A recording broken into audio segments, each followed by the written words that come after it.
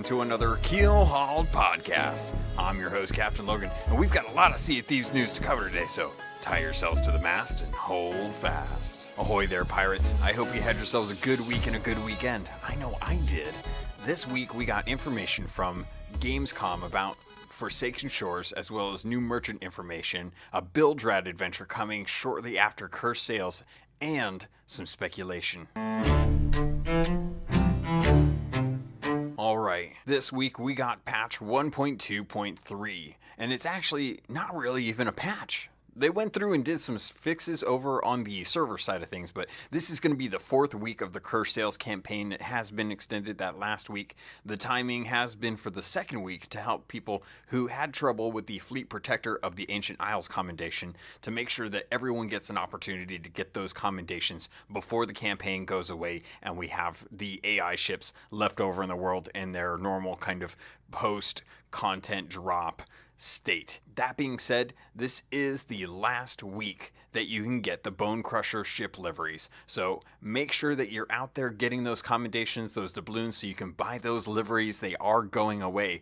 Everything else should be staying. So as if you didn't know if you were going to have time to get the commendations ready for the Skull equipment, don't worry about it, because you'll still be able to complete those commendations post Cursed Sails weeks, and you'll just be able to have those left over, so you can get those at any time. It's just going to be a little bit harder because the ships are going to be out in the world. For those of you keeping track, the Kraken is still disabled. That's right, it has been a month without Karen. She's been on hiatus. Has anyone noticed? I've noticed. I'm definitely still wondering when that's actually going to make it back into the game. Hopefully before September 19th. Just a reminder that the Forsaken Shores does have a release date of September 19th. That is International Talk Like a Pirate Day. I happened to forget that as I was talking today, so I just want to make sure you got word about that.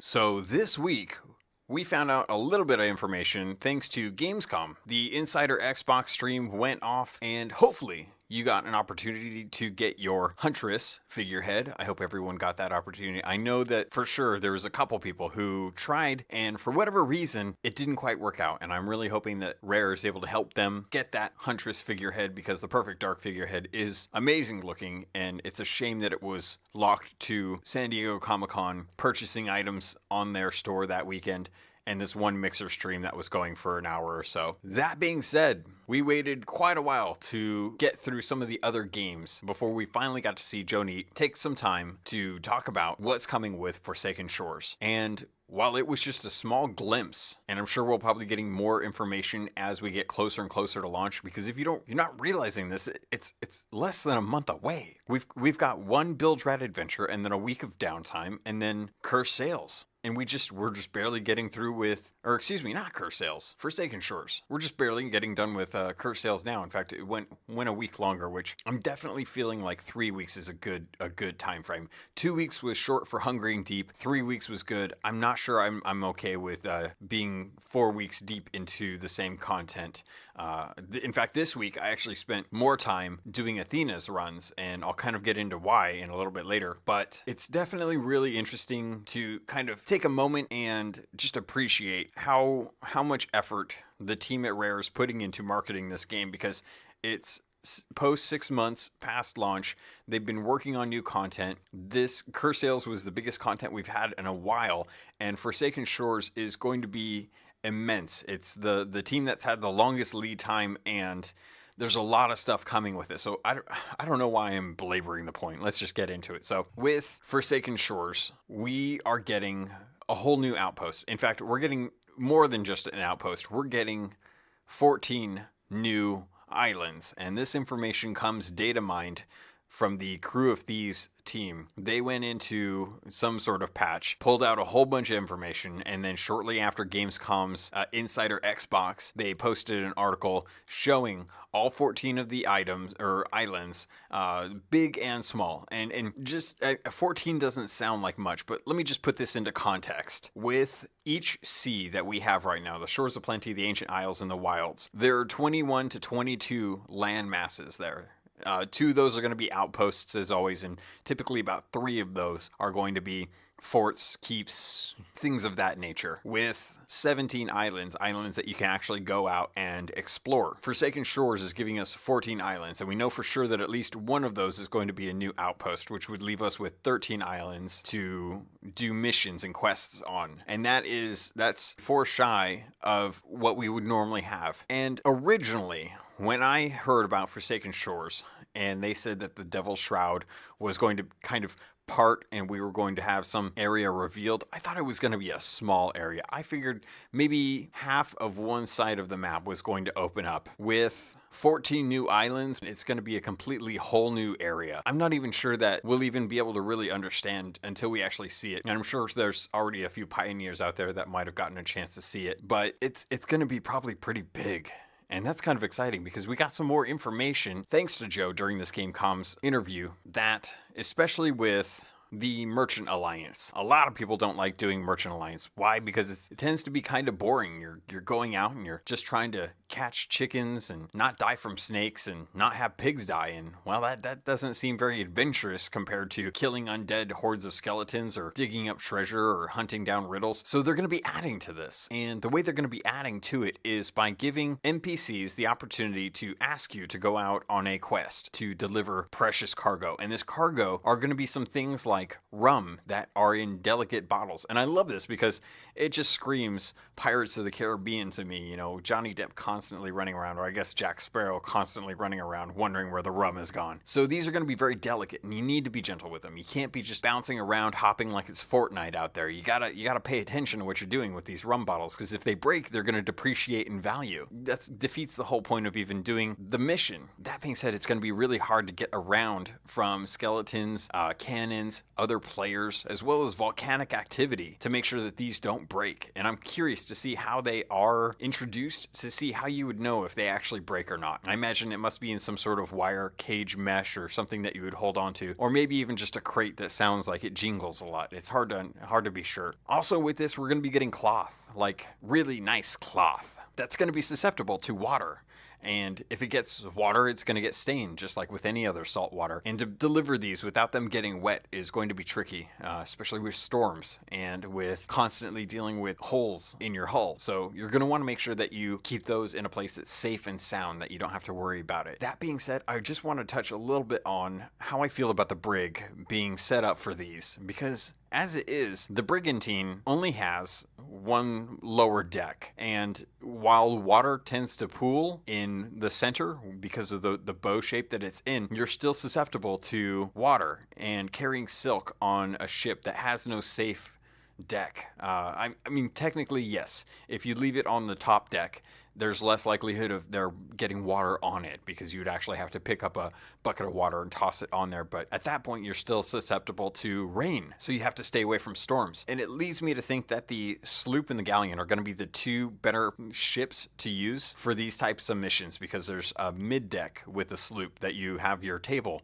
and your captain's table on. So you're going to have a little bit easier place to put stuff securely. The next part is plants, and you have to keep them alive. And the way you keep them alive is by throwing water on them. How we're getting fresh water to keep plants alive, I'm just going to let that slide, because I'm assuming you're going to have to use salt water. So apparently Sea of Thieves is very free of salt.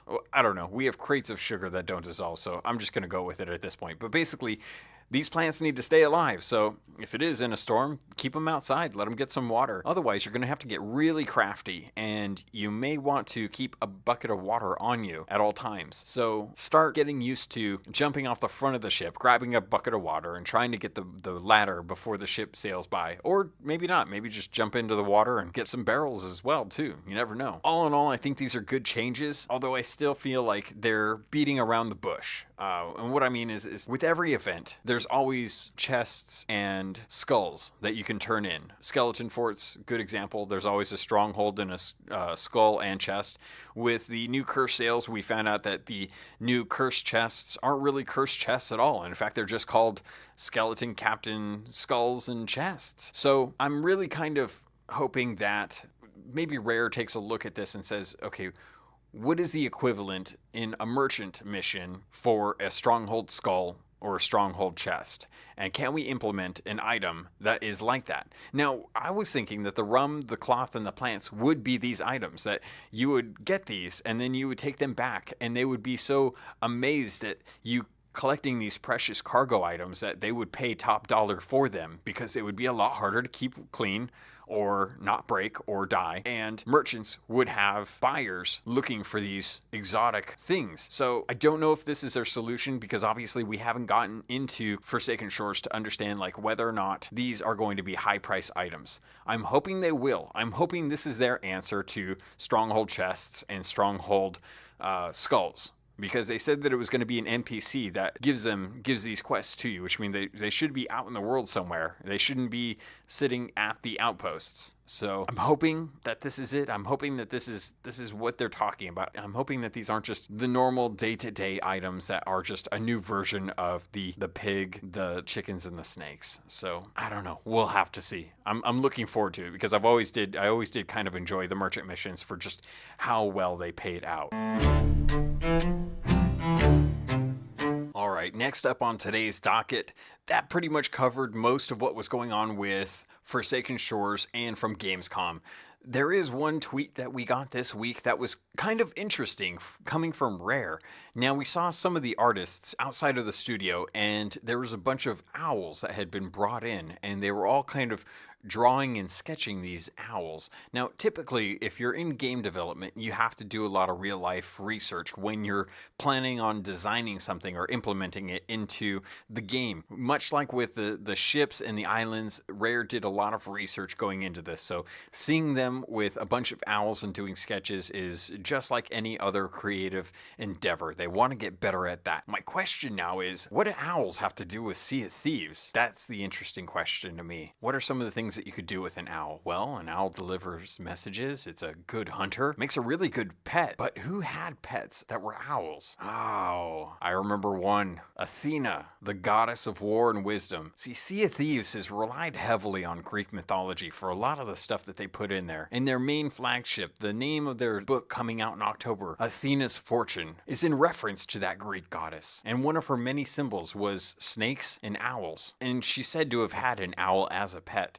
She's also said to have helped Odysseus with his Odyssey. And there was a lot of interesting things that I noticed, that there was some references to Medusa and the Argonauts, and helping, I believe it was Jason, have a shield that was so polished that it could see the reflection of Medusa to help him slay her. And she actually helped Jason slay Medusa by cutting off her head. And I'm starting to think that maybe now that we're going to be seeing some deeper lore introduced into Sea of Thieves, that we might start to understand a little bit more. Why did the pirate lord name his ship Athena's Fortune? Where is that fortune? And why did it come from Athena? Was Athena just the inspiration because he was so good in battle and he was so wise of a pirate to be able to retire at such an age and then find a way to immortalize himself as a ghost? I'm pretty sure this is just going to lead more into pets and microtransactions later on in the game's life. But at this point, I just really think it's kind of cool. The little tie-ins here and there, and I'm looking forward to seeing what happens with them. All right. Thanks for letting me go on that weird little tangent about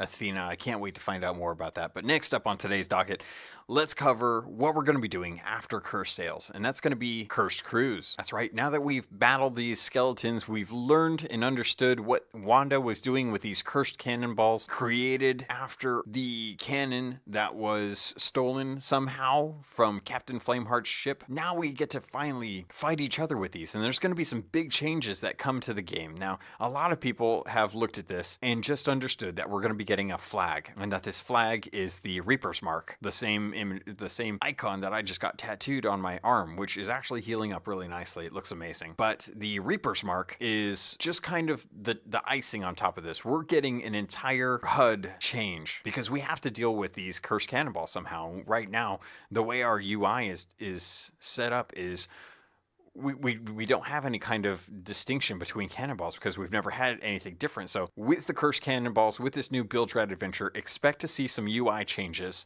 coming in. I don't know what these look like. I haven't seen it. I don't understand how we're going to be interacting with these, but I do know for a fact that the UI is going to be changing, and that we're going to be able to choose what cannonballs we want, and they're going to be going into the barrels the way we would normally use any other cannonball. Now, I don't know if there's going to be cannonballs in one barrel that is just standard cannonballs, or if we're going to choose which curse cannonballs go in what barrel. It's still kind of up in the air, but for now, just be aware when you get into Cursed Cruise and the next Build Rat adventure, take some time, get familiar with the new UI, go out and hunt down a couple cannonballs and get used to that, because you'll probably want to be able to interact with these quickly. And I guarantee you, the first day this is out, there's going to be a lot of people out there shooting at other people, and you want to make sure that you're really comfortable with these. So be aware. With the Reaper's Mark, that's kind of an interesting thing. It's also tied into what we got with alliances. Now that we have alliances, we have a way to actually see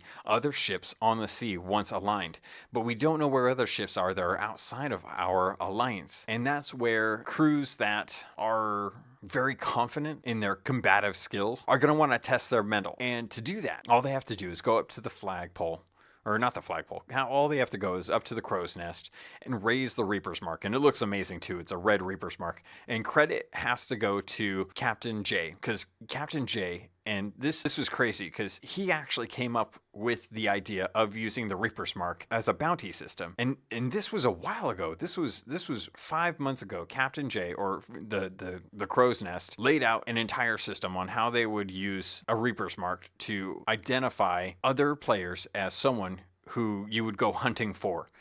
And they've basically done that with the flag system using the AI, the Alliance technology. Now you can raise a flag and identify yourself on the map for everyone, whoever wants to see it, that you are now a target. Now, whether you choose to be a positive target or a negative target depends on how you like to play the game. I know there's been a lot of praise coming from Rare for Loot and Lore, who I've talked about in the past. Frosty Force has done a great job of being out there as a positive influence on the Sea of Thieves, giving away treasure in exchange for trivia, testing people's information, their knowledge about the game, and then seeing how well they do in obstacle courses and combative skills. Basically giving everyone the kind of tutorial that you don't always get with this game.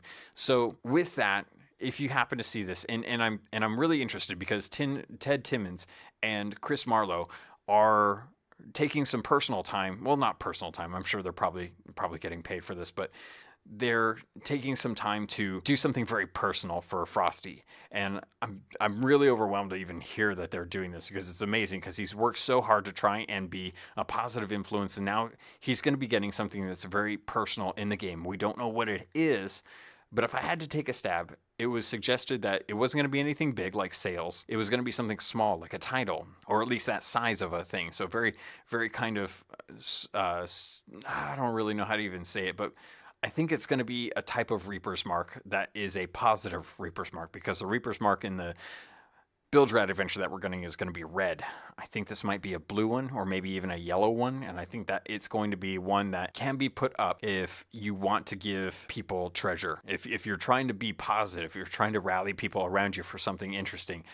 And that's going to be good. We need to have both sides of that. It can't always just be a way to incite violence, even though this is a great game to be violent in, because it feels so good to be a pirate. That being said, I'm excited to see what's coming. And we don't have very long. We're just have to wait till the 29th, I believe is what it is. So the Build Rat Adventure Cursed Cruise is going to happen between the 29th and the 1st. And just like I predicted last week, we are going to be getting the Whaling Barnacle weapon set. So we're going to have the blue with the encrusted barnacles on the Eye of Reach, the blunderbuss, the flintlock pistol, and the sword. And it really kind of talks back to me thinking that the mermaid statues was pushed up to compensate for the time needed, and that this was supposed to be the second week, or the second Build Rat adventure between Curse Sales and Forsaken Shores. That being said, it doesn't matter when it happens, but I'm definitely noticing that they have a pattern here. It typically goes clothing, and then it goes weapons, and then we'll probably get liveries and equipment later on. I'm not sure if the Forsaken Shores is going to give us the Whaling Barnacle liveries as something that's always in the game, because this is something that has always been through Duke, the Dark Lord, but I'm really hoping that Forsaken Shores gives us liveries and equipment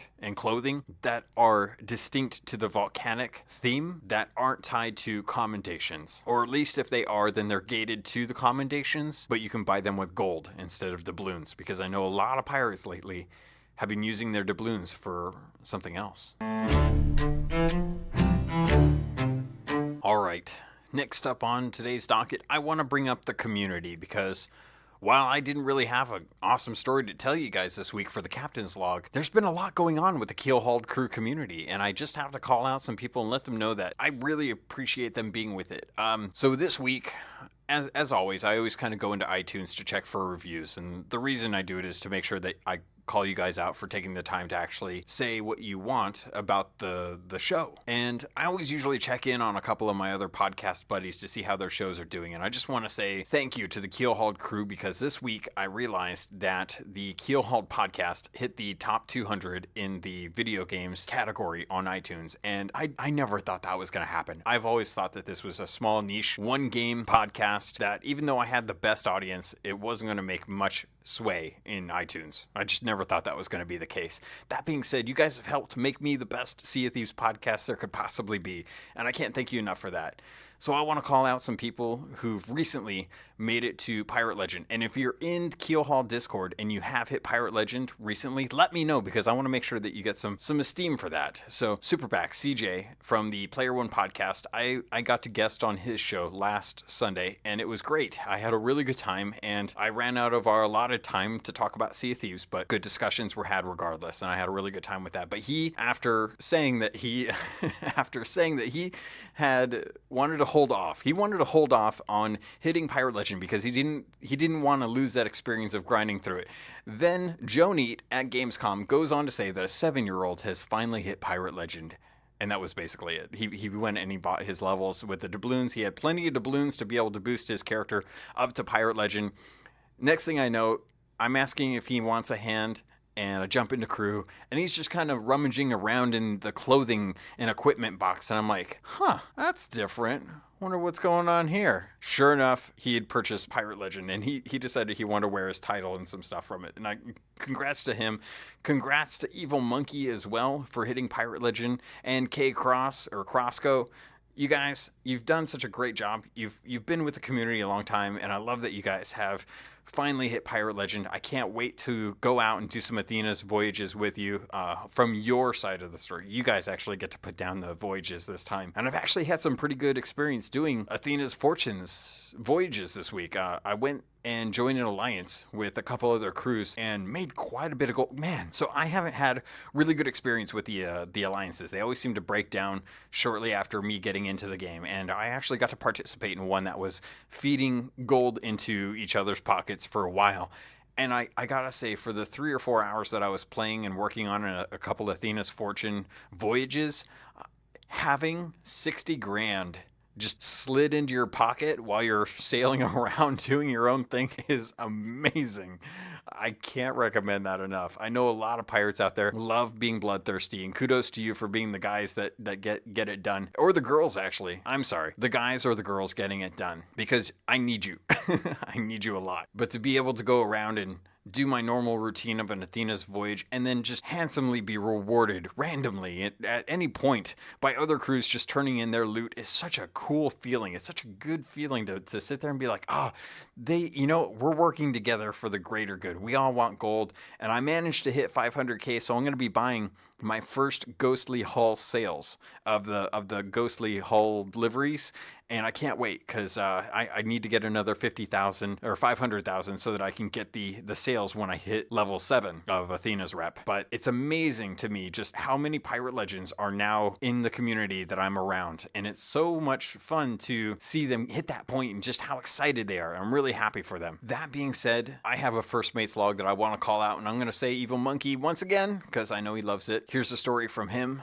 If you have a story, feel free to come onto the Discord. It's an easy app to download. It's a free service. Come in there, join. You can get crewmates. I've had a lot of people from other communities that want crewmates come to the Discord and immediately find crews to be able to either learn the ropes or just have some fun sailing buddies. So Evil Monkey put in the first mate's log. We had a great time on the seas tonight. Angry Panda and Schluganda and I found a crew at the end of the voyage that was pretty new to the game. We both had a voyage at the same island, and and Panda shot over, talked to them, and assured we were nice. He taught them how to join the alliance, told them they would get 50% of our loot. They helped them find a riddle while I stayed on the ship with a little trepidation about them betraying us. Once I started hearing them talk, I knew they were genuine. After getting all the chests on the island, we invited them onto our ship. They exclaimed, "There are chests here I've never seen before." We got to the outpost and they kept telling us how thankful they were. They started with 6k but easily ended with 16k. They kept saying they just wanted a new jacket, but after this they upped it to maybe getting a hat. I told them that this is the environment that we try to enjoy on the seas, and that if they want more experiences like this, they should join the Keelhauled Discord. I ended the night by dropping a level 50 gold hoarders on their ship and wished them luck. They were still super thankful. I logged off and sent them a link to the Discord. Those links, by the way, are all in the show notes, and I can't thank Evil Monkey enough for proudly representing the Keelhauled crew. It's been an amazing thing, and the fact that this is the 30th episode really speaks volumes to just how good this game is and how much Rare puts into it. Alright, pirates, that's gonna do it for this episode of Keelhauled. It's a short week, it's a short news cycle. There's not really a whole lot going on, but I did want you guys to know just what we got from Gamescom, as well as what's gonna be coming up with the new Build Rat adventures.